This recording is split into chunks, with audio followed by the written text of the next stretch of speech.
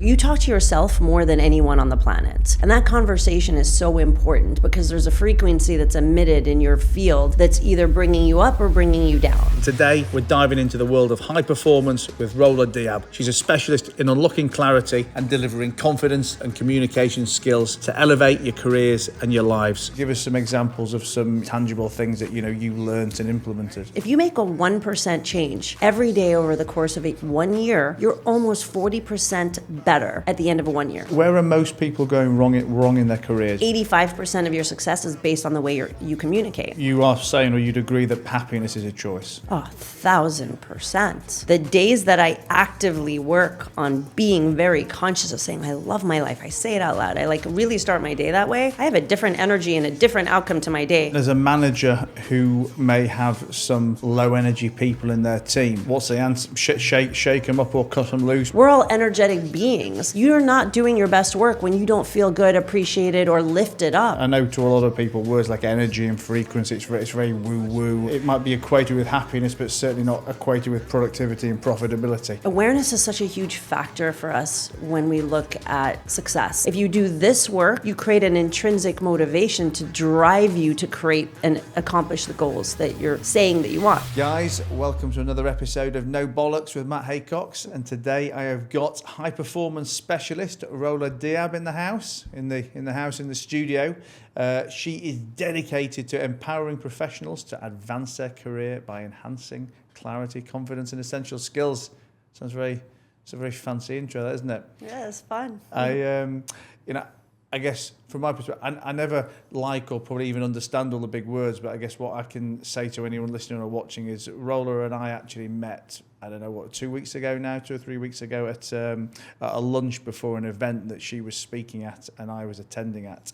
And we were sat next to each other at the lunch and kind of got straight on to talking about like communication and I say neuroscience, but brain, behavioral science, brain stuff. And I was kind of fascinated by it all. I thought this was an interesting chat for me. It'll be a great chat for the podcast listeners. And obviously I watched your talk at the event as well. So that's my layman's intro. Behavioral science and communication. What was it? 93% of communication is non-verbal. That's correct. I do remember Good something. Good job. Right. Set the scene. I mean, you weren't always the high performance coach, and I guess not always. You had to learn this stuff from somewhere. How did your career begin? So when I was 25, I got introduced to the self-development world. 5 years ago. 5 years ago, yeah. And I just became obsessed. I was introduced to a program called PSI, which is, anyone's ever heard of Landmark, which tends to be a little more popular, at least in the US, there's multiple levels of this self-development program. And it starts with deep levels of awareness and understanding on our perception, our lens of the world and how we interpret and how we affect it. And then there's a week-long level that you go out to California for. And then there's a women's leadership version that's a 9-day program. And so I did all of them within 6 months and just drastically accelerated my career in that period of time. There were multiple things going on, but that's right when I was around that age. What made you want to do it? I mean, you were a career girl anyway. You were hungry. Yeah, still am. But a friend of mine actually introduced me to it. She said, "Hey, I would like you to look into this program." And I had a lot of trust in who she was, and if she told me to do something like that, I would listen. So I went. Did you know or feel you were lacking in certain areas at the time? I think I didn't look at it necessarily that way. I'm just such a person that's so big on growth that if you introduce me to something that's going to make me better, I'm going to want to do it. Hey, Matt here. Just interrupting myself quickly to say thank you for listening to No Bollocks. But did you also know I've got another podcast, Stripping Off with Matt Haycox. Very different. No Bollocks is the quick daily business tactics that you need. But Stripping Off, we go deep with a CEO with a celebrity, with an athlete, with this an international, inspiring character. We find out what makes them tick, we find out how they got to where they got to, and we find out how you can learn and benefit from them too. So jump on over to Spotify, iTunes, YouTube, wherever you listen to your content, and I'll see you on a future episode. And you say that in the 6 months that you kind of consumed it all, you saw your own career advancements. I mean, give us some examples of some things you remember, some tangible things that you learned and implemented. When you strengthen your level of awareness is such a huge factor for us when we look at success, because if you can start to interpret, you talk to yourself more than anyone on the planet, and that conversation is so important because there's a frequency that's emitted in your field that's either bringing you up or bringing you down. And because you're either growing or decaying, it's important that we're learning things towards growth. And so when we have greater levels of awareness, we're able to understand things at a deeper level. That once we understand something at a deeper level, then we can make little changes. If you make a 1% change every day over the course of 1 year, you're almost 40% better at the end of 1 year. Do that for 2 years. How drastically different is your life when you're making small incremental changes? But how do you make those changes if you're not understanding yourself at a deeper level? How can you love yourself even if you don't really understand who you are?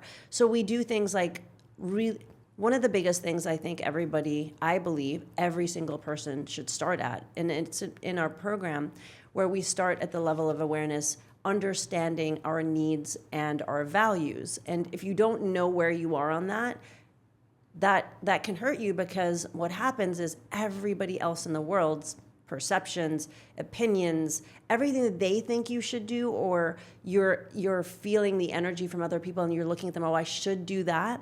How you eliminate that is by doing an assessment on your values and your needs. Once you really understand these are the things that are important to me, and because of these goals, I may need to reevaluate my value system, because you can look at your values and sometimes you've given more importance to some things than others, and you're misaligned, and you really want this goal, but because you haven't done the work here, you can't get to that because your values are misaligned. You have to rework them.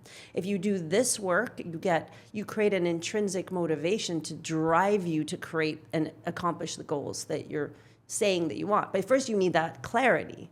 And do you think it's that people actually don't have the clarity, or do you think they kid themselves, or they're deluded about it, that they want to think that they behave in a way when they don't, and they want to think they know something that they don't, and it's just, I guess, trying to kid themselves, trying to keep up a front, keep up an image. I think people, when you don't do the work internally, you might have a high-level perception of who you are and what you're doing. And you're like, oh, this is who I am. And then sometimes people are like, that's not how you show up in the world. They're like, yeah, you're saying this, but let's look at your results. You can tell me X, Y, and Z is who you are, but your results show me who you are, right? Have you got? Can we talk some real, real questions, or real? How would you ask someone on this? Like, ask me, just so we've got some.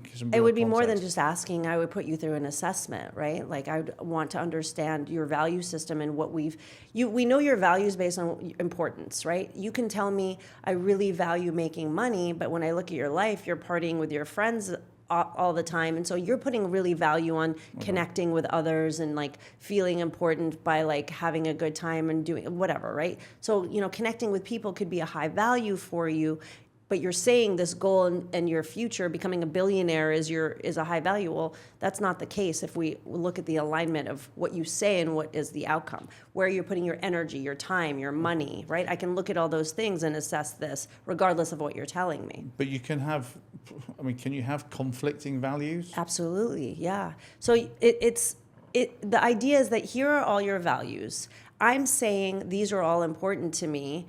However, there's levels of importance, right? And when we start to take a deeper dive on importance and go deeper into the why behind it, that's how we start to create the intrinsic motivation, the drive internally, versus like often people will say, well, I'm a procrastinator, I'm lazy, I'm whatever. They're not. They're just misaligned. And when they get to understand at a deeper level, they start to create that drive to move them forward at a really empowered rate. And now they're not subject to everybody else's opinions. And then they get to a point where like, oh, I'm not happy. It's because you're listening to everybody else versus aligning with your own. And when you talk about misaligned, I mean, that could be as well, so being in the wrong career, being in the wrong relationship, being in the wrong, in the wrong friendship groups. You're doing things and you're going with the flow, let's say, for one example. You're like, oh, let me go with this. And you're allowing life to direct you versus you directing life. And if you get some clarity on what's really important and take some time to build awareness, you're going to get far greater results. You're going to be far happier. When I look at 6 Human Needs Psychology, I use that for everything. And that formula allows me to even help people become happier, more fulfilled. It's a phenomenal formula to apply to everybody's life. You can use it in relationships. And going back to when you'd done all this at 25, and you say you saw the acceleration in your career. What are we talking? We're talking about more money, it was actually before promotion? 25, just for the record. Okay. I said 25 because there were significant factors, but it was like 23 is more accurate. Okay. But what was the question? So when you were 23, yes, and you'd just done all this, you say you noticed pretty much immediate acceleration in your career. I mean, what are we talking about? Are we talking about promotions, money? I'll give you a great example. I started a job. And I was given a territory of 0, and I had to build this up. What did you do? It was in the banking, wholesale banking for mortgages. And so I was living in Chicago at the time, and I had to go into these offices and convince these offices, all these brokers, to give me their loan. And the hardest thing to do in the industry is take a loan from submission to closing, because there's so many things that can go wrong. So you have to pre-qualify it and submit it in a way that makes it attractive to underwriting, and there's nothing that's off that could kill the loan. So to create the confidence in the brokers to trust me, this young 23-year-old, to say like, okay, she knows what she's doing, and this is their career, and this is how they're making money, that took some time to develop. So here I'm starting from a 0 account territory, and I have to build it up.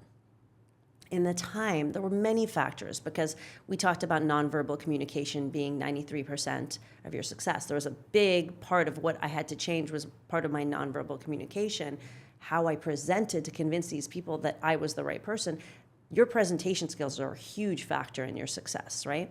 In fact, 85% of your success is based on the way you communicate. That's what the studies show us. So that was a factor. And then as I was doing this work, building my internal confidence, building my conviction, I believe if you go from confidence to conviction, that's where you're really creating magic. I built a 0 account territory to almost $10 million a month.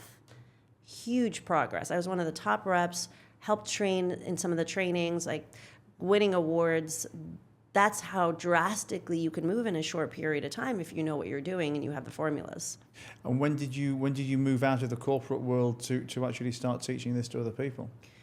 Well, I've been teaching it for a long time, even while I was working. Oh, really? And because I got certified through one of Tony Robbins' coaching companies, but because I was going through so many programs and I'd have so many conversations, even before I was certified, I had people ask me to coach them. So I was doing it on the side of everything that I had done for so long that let's say about 7 years ago, I went full on and built a consulting practice with 10 coaches. It transitioned into business coaching, leadership development. Last year, I took a job as president of a company in the US, a $100 million brand, and that wasn't going to be a long-term thing. It was come in, help us clean up the operations, build this out, and I left there to move to Dubai.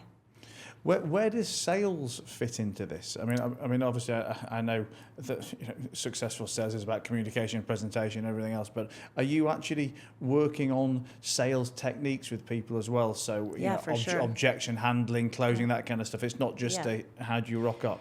My company started, so I was in sales for a long time, right? For all these different companies, and I did very well.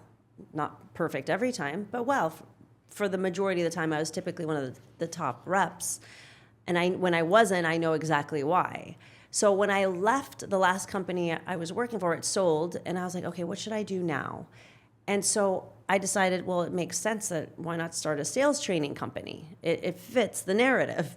So I went and did the Kellogg Business School sales training program, and then started my sales training company, and I picked up companies like Fortune 500, Principal Financial, and Comdata, big companies in the U.S.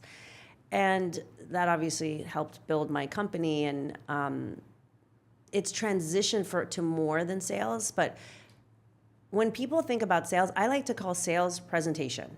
Like, how are you presenting? Because whatever you bring to me, how I present the information back to you is what's going to close a deal, right? So there's so many factors in how we present any type of information, how we respond, how we are nonverbal, like pacing and mirroring. Did you know that there's a study done on closing deals, and they showed just merely pacing and mirroring the client that they're looking to close, the potential client they're looking to close, 67% closing rate if they're pacing and mirroring, 13% when they're not. And just for the guys listening, so by mirroring, we're talking about behaving as they behave. So pacing and mirroring is if you're talking to me at a certain pace.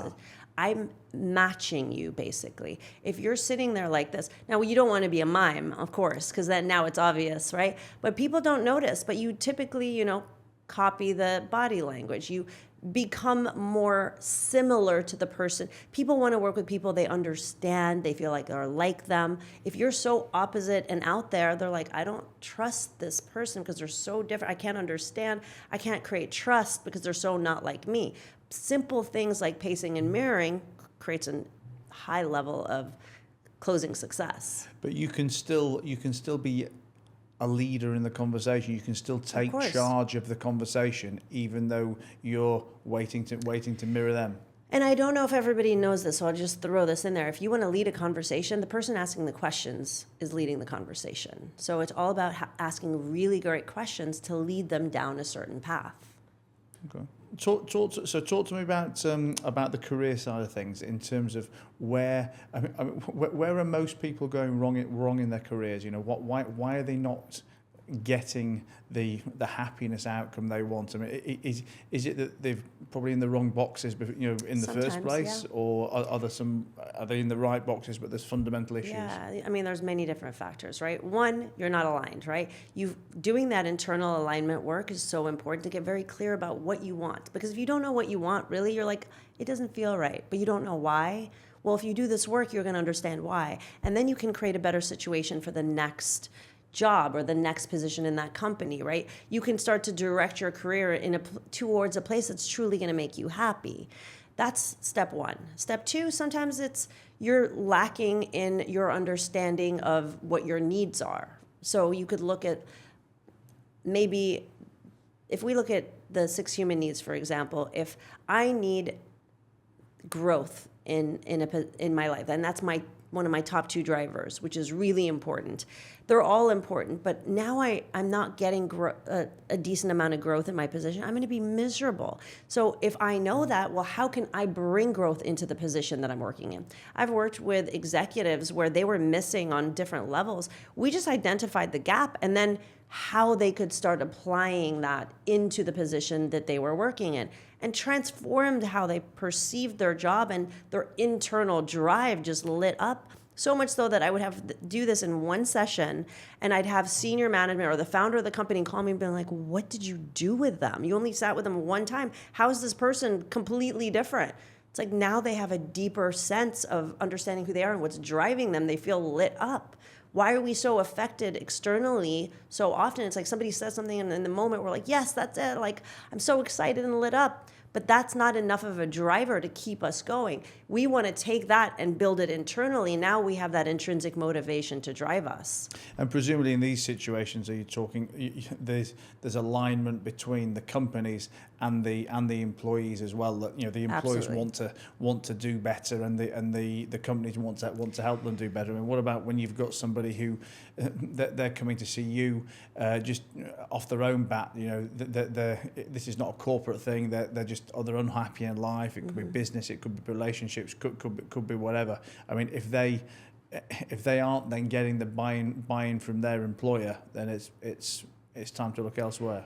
Not every company is the right company. And, for example, I think there's a lot of examples of toxicity in leadership. And if it's that type of environment, sometimes you really do have to just remove yourself from the environment and have the conviction that you can create a better option for yourself. But you don't know what that is if you haven't created an internal alignment to go find exactly what that is. Because the resistance to creation is reduced if you're very clear. Without clarity, it's hard to say, I want to get from here to there, and I don't know where I am, right? And not enough people are doing that type of work. And conscious leadership right now is gaining heavy momentum because we're understanding we do need to do that internal work so that the energy system of a company all moves in the same direction. When we do that, we see massive improvement in the way a company operates. There was a study done where it was basically like the concept of conscious leadership overall. And they took all these different... Just to explain that for everyone listening as well. Conscious leadership? Yeah. So it's essentially having a deeper sense of awareness, connecting with empathy, emotional intelligence, really having people understand like we're here together versus I'm the boss, right? That type of... But presumably as well, this isn't just from the CEO only, that anybody can be a conscious leader in their own department or exactly. in their it's about household. Spreading that throughout the company, not just in one department. It's the values of the company is based in showing up this way, right? So they took all these different companies, and we're talking high-level U.S. companies, Google, Patagonia, Whole Foods, Toyota, and they did a 10-year study on these companies, and they wanted to see how this type of management, this type of leadership would affect them. 40% improvement in overall well-being, this is the difference, 25% in productivity. And one of the biggest ones, this is where the head leadership and the founders of companies should really pay attention, 1,025% in shareholder value. 1,025%. That's insane.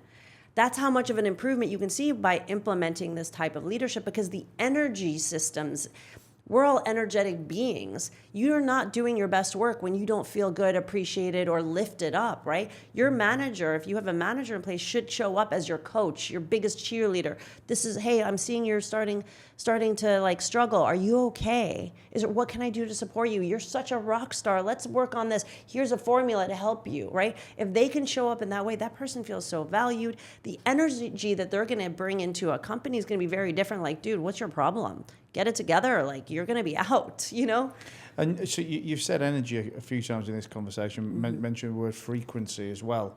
Can we just let's go deeper on the explanation of that, because I know to a lot of people words like energy and frequency, it's very woo-woo, and it's I guess it's not, it might be equated with happiness, but certainly not equated with productivity and profitability. So energy-wise, we're talking about, literally the energy you bring to a room. Are you in a good mood? Are you in a bad mood? Are you proactive? Are you?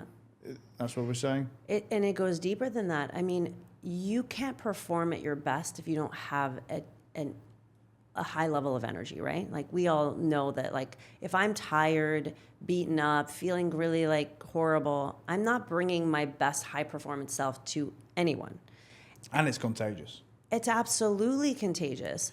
And when you look at a company, there's a reason that coaching is as effective as it is when done properly. People are affected by how others treat us, how we treat ourselves. We can walk into a room and we feel an energy. So nobody denies that, right? We all know we can feel an energy when we walk into a room. We all have like these instincts, but it should never be considered woo. There's a lot of like supporting studies behind what this does. We have an electromagnetic field around our body that our heart emits, right? It comes from our heart. And we can measure it, right? We can measure the frequency that this is emitting. The Heart Math Institute has done over 3 decades of study on the heart, and we understand the heart sends more electrical impulses to the brain than the brain sends to the heart. What does that mean? It means the heart has its own intelligence, right? So if we can tap into that intelligence, we can start to create a greater level of intuition. Everybody's had that moment where my mind is saying, yes, I'm going to do it. But then your heart or your stomach or some part of your body says no, right? I'm going to move forward, but there's something in your body that's saying no. And we need to align that even further to understand, like, okay, if I really want to do this, there's something sitting in my body that's preventing me from moving forward. I need to do that somatic work as well. So the energy that we're emitting is not just by the way we think, but our body, that's the frequency that we're building, right? And so the idea is that if I show up with a certain energy, I'm affecting the room. Multiple people do it. Now the consciousness of a company that they're carrying, you've got 1, 2, 3, 5 people that are all carrying that same type, let's say low vibrating energy. How's that going to affect the company? Now, how does that show up? Someone says, oh, the market's really bad right now. It's like, who knows what's going to happen? And, I'm really concerned that this company is not going to make it. That's one person's story. That person says it to another person. And they might not take the whole thing, but they take one little piece of that. Yeah, the market is bad, Maybe it's time that I look at other companies. And then this person says to this person, yeah, I'm considering looking at other places. So this starts to create a system of thinking and energy in the company, and now that spreads, right? Now, if they are being overlooked in a way that's building them, teaching them strategies that are high performance, now they're going to respond in a different way. I've worked for companies where I was very clear where I didn't do well and where I did well. An example of where I did not do well, specifically in sales, is when I started listening to the outside voices of this is a hard market, this is what's happening, it's really bad. As soon as I bought into that, my numbers fell. I remember times when that started to happen and I put a very clear line between me and that person. I'm like, nope, you're out of this conversation. I'm going to have a different reality from you. And I continue to do well. That person didn't. They ended up leaving. But those are simple things that we can do to maintain our emotional frequency to make sure that we perform at a high level. And as a manager who may have some low energy people in their team, I mean, what's the answer? Shake them up or cut them loose because they're going to be a bad egg that brings everybody else down? Not necessarily, no. So some people just need to do a little bit of work to build that intrinsic motivation. I mentioned the guy at one session, we built him up, and then he was motivated and showing up with completely different energy. What did you do with him? We did we identified the gap between where he was and what he wanted based on his level of importance, right? He needed certain things within his career. So, okay, this is where you are. And we always scale it, 0 to 10. Where are you on getting these needs met, right? He's like a 4. I'm like, well, that's a problem. These are needs. These are not nice to have. These are needs. And if there are top 2 driver needs, makes it even worse. So we just went across the board, identified where his numbers were, and then we filled in the gap. We create a strategy on reducing that gap. Okay. And we talked energy. What about frequency? Because that's a word I've been hearing more about lately. It's the same thing. I mean, in the end, it's like the frequency is. We talk about frequency because we measure frequency, but the energy, and it comes down to the same thing. It's how we're showing up. Right? I can show up. There are so many different versions of myself. I remember when I spoke at Gladiator Summit, I met a guy we had a booth there. And it was before my talk the day before. And I just talked to him like I would talk to anybody, just like I'm talking to you right now. Not particularly energetic or whatever. Then he sees me on stage the next day and he finds me after. He's like, you were so different on stage versus, I'm like, yeah, well, I was showing up with a certain energy because I wanted to lift the room and impact them, leave them with something that made them feel like they could make a change, which is always my goal when I speak on stage. I want to leave them better than when they came in. And he just couldn't believe. He was like, I was so surprised that that's who you were. And it's like, I'm the same person, but I'm showing up differently in that moment. Now, my impact at the booth was minimal. He didn't think anything of me. Afterwards, he's like, I think you're impressive, right? So those moments of calling something as simple as that I do often is I call in my power. That might sound really woo-woo to people, but when you have a focus of an intention, you can call in energy just by putting attention on it. And we see it when we look at stress on the body that destroys us and creates disease. I think people don't stop to think, well, if I can destroy my body by thinking and focusing on something, focusing on pain, destruction, the future of, the disaster that I'm creating in my mind. And that in turn, that stress starts to deteriorate my body and cause disease. If I can do it in one direction, why wouldn't I be able to do it in the other direction and in every direction? I'm calling on an energy by focusing on a story here. Why don't I change that story and call on a different energy and create something really great? But you are saying, or you'd agree that happiness is a choice? Oh, 1,000%.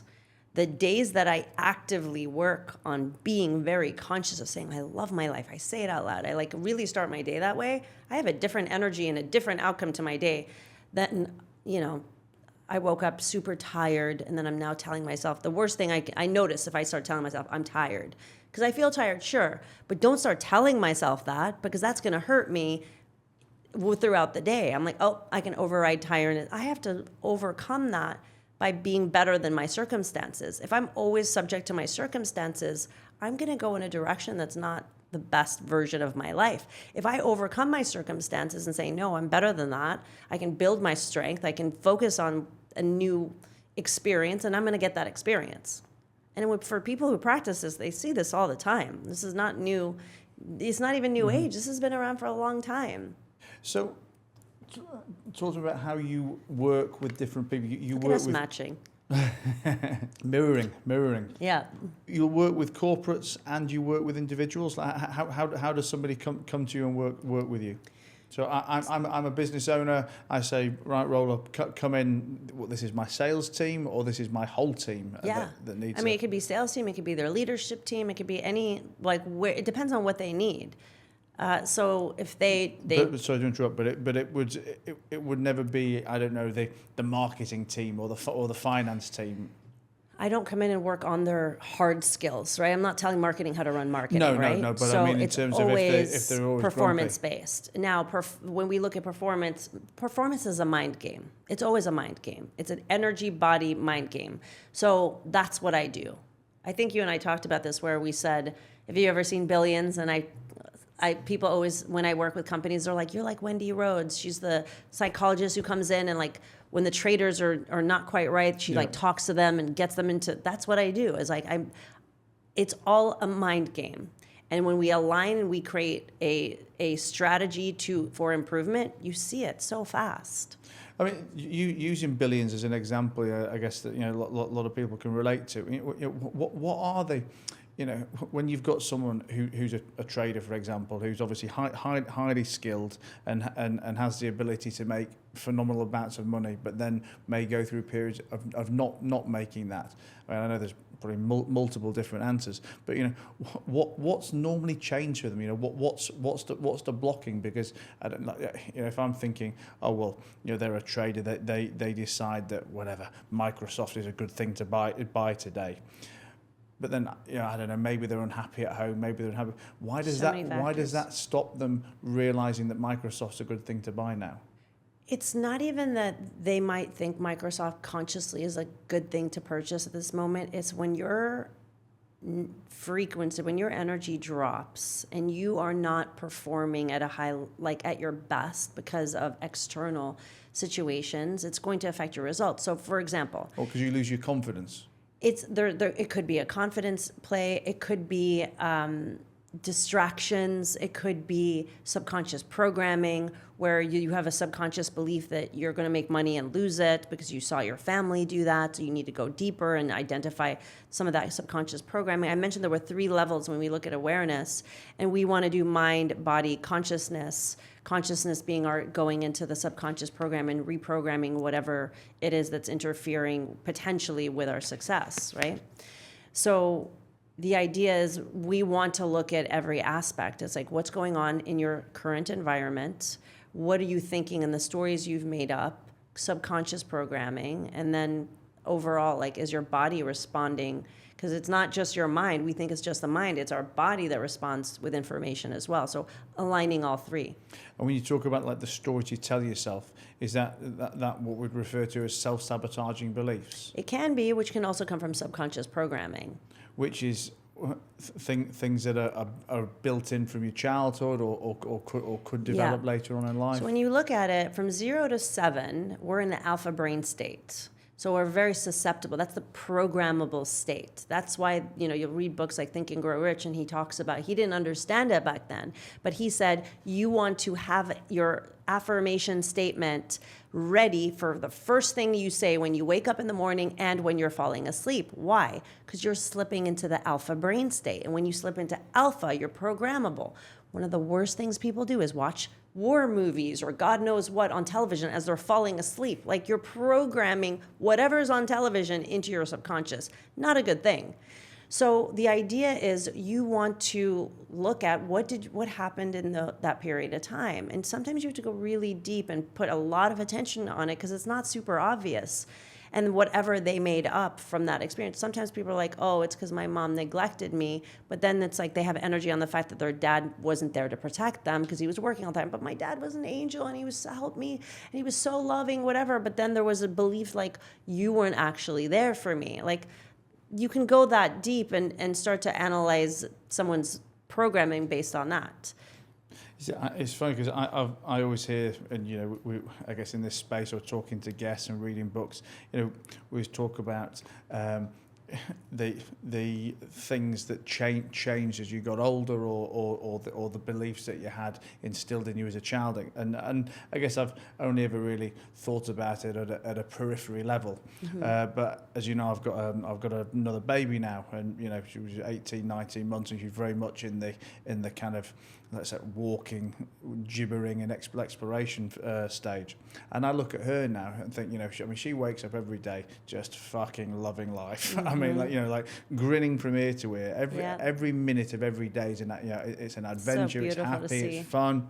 Yeah. And then you kind of wonder. I mean, she's not unique. I'm sure many babies are in that stage.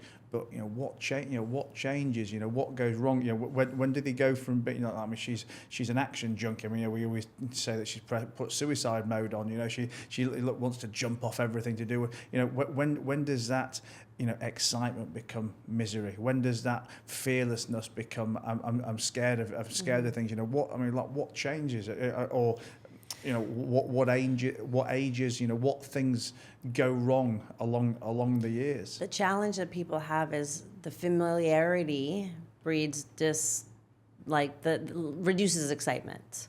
So when things become too familiar, it's not special anymore. And if we can consciously make them special, consciously connect to the fact that, I have all my limbs, I can see, I can hear. It's something nobody ever thinks about. I won't say nobody, but we don't think about those things. And then you might meet someone who doesn't, and you're all of a sudden, because of perspective, very grateful, right? But you have to see that. But when everything's around you is super familiar and there's no discomfort, then you can't appreciate it as much. People really push against discomfort.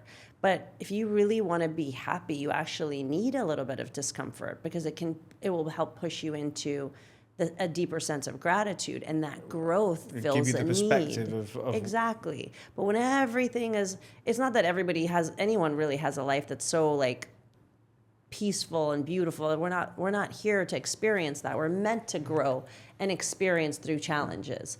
But many people's challenges is they fight against the challenge. They don't find the comfort in the discomfort. And as long as you can expect challenges to show up, not think life is now, because I achieved this, therefore life is no longer challenging. Accept that challenges will always show up. Encourage it, but to flow through the challenges on a journey of, I'm not going to put so much energy on the fact that this is a problem. I'm going to enjoy the journey of growth and how I'm going to learn through it. It's a different perspective. And when you can do that, you're going to have a different experience, obviously. Especially when those challenges need to come, right? We need them to grow. We need them to view the world in a way that makes us happier. And if we don't get out of our comfort zone and we're like sitting on the couch and like get kind of lazy, and we find that we're less happy. We need challenges, and we need to perceive the challenges and the growth from a positive perspective to consistently be happy. I interrupted you when you were talking about like the age of 0 to 7. So very program. That's 0 to 7 is an alpha brain state. We're in an alpha brain state, and therefore very programmable. Now, if we want to reprogram some of the maybe programs that aren't supporting us today in a way that we want to fulfill certain goals, we have to actively go in and reprogram that in the alpha brain states. So by going into like a slower brain wave state, by closing your eyes and getting deep into that susceptible space, especially you can do it as you're falling asleep. You can program your mind to reassign new values, or not values, new programming, so that you can create the goal that you're looking to create. That's how you do it, is in the alpha brain state. So how do people find you? How do they work with you? How do they find me? I mean, I'm on Instagram, LinkedIn. I'm Rola Speaks at Instagram. I'm Rola Speaks at, no, it is Instagram. I'm losing my mind over here. Rola Diab. If you look me up, I'm easy to find. But an individual can come and work with you? I only accept a handful of individuals, and then I do a mastermind. I'm building a mastermind group right now. Okay. We close them out at 6 people max. And that's 6 all individual people, as in it's not 6, like 3 people from one business. It'd be 6 very different people. So yes, and the idea, masterminds are so powerful. When I'm not in a mastermind, I'm like searching. I'm like, we need to build another one, because the results from masterminds accelerate your results, because we do different strategies in a mastermind. I have a whole process for them on how to accelerate their career or whatever it is they're working on, their goals. And the idea is to bring not one person's energy, but multiple people's energy towards your goal. And when you do that, you can manifest and create on fire. It accelerates everything. That compounded with some other things that we do, it's really powerful. Well, we'll put we'll put in the show notes all the contact details and stuff. So hopefully we can send some motivated career driven punters in your direction. I've got to ask you as well before you go, because you've been in Dubai like 4 months now. How does Dubai compare to the US from an entrepreneurial and business type perspective? And I say this, it's almost like a leading question. I always feel like I do the PR for Dubai. About how much hunger and opportunity and great people are here. But I've obviously not lived in the States like you. I mean, I lived in Vegas for a few years, but I've been to Miami, I've been to LA, been to New York, these kind of places, which are all, I would say, big, busy, hustling, bustling cities full of opportunity. But still, I feel there's nothing like Dubai. I mean, what's it like for you 4 months in? I agree with that statement. That's the reason I moved. I spent more time in Dubai this year than in Miami, because there was just so much opportunity, so many great conversations. The people in Dubai are phenomenal, because I believe a lot of people come here from all over the world with their special knowledge, their global experience, and everyone's bringing that together, and it's very collaborative, I believe, because so many people are here. A lot of people are here without their families, so the network of people that they're creating is really important. And so they really build this incredible community of support. And I've never seen a city that's more open to meeting and exploring.